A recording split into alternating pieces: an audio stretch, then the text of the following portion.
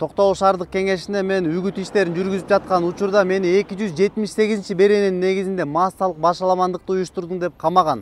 Мына мен бүгүн Конституциялык сотко келип отурам.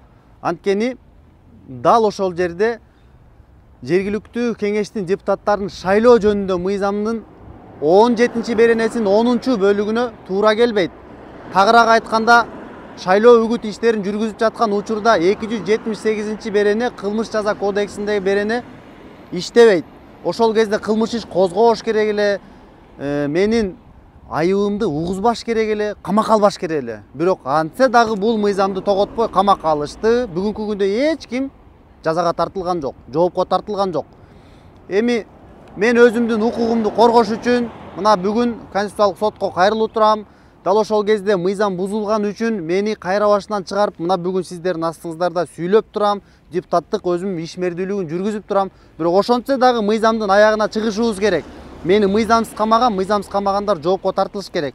Мына анда эмес азыр мен Конституциялык сотко арызымды таштайм жана жообун сиздер менен дайыма кабарлап турам. Жүрүштөрдүн баарын сиздерге кабарлап турам. Сиздер каналыма катталганды унутпаңыздар. Күрөштөр бар алдыда. Кудай буйрса биз жеңебиз.